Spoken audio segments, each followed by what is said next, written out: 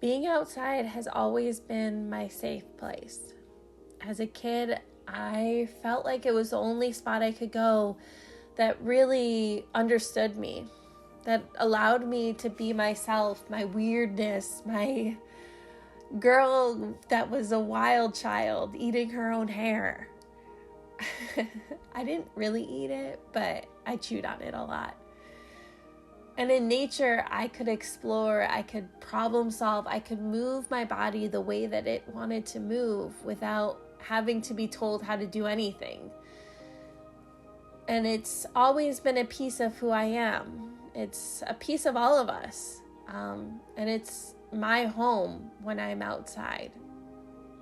My true essence comes fully out when I'm outside because I'm allowing myself to fully be myself without these limiting beliefs that cloud my judgment of who I am. These stories that I have told myself over and over again, stories that others have told me about who I am, they kind of just fizzle away when I'm outside. My mind can clear and I'm with my body, moving, dancing, wandering. My body is leading me forward.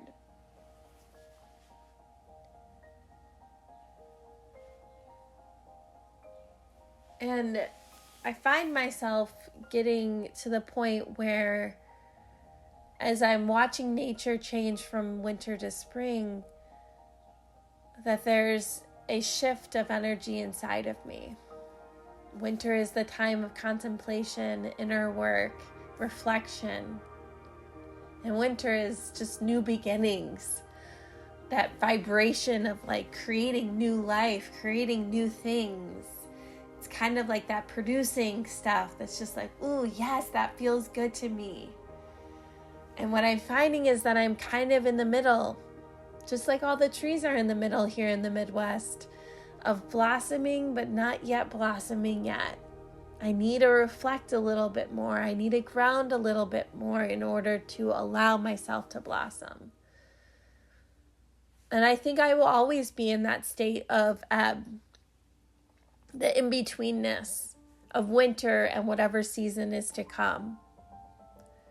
Because I need to come back to myself and reflect and ground and contemplate on who I am in order to move forward into the next season. And this ebb and flow happens for me throughout a whole day.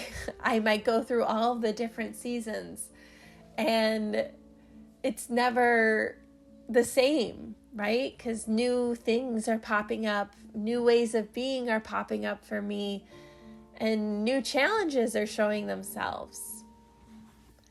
Especially when the brain kicks on and the thinking mind wants to run the show. That's when I feel the most like I need to go back to myself. I need to go back to my body.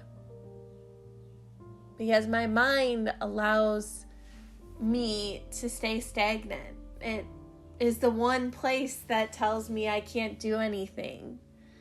It's the place that judges me, the place that tells me that I'm not good enough.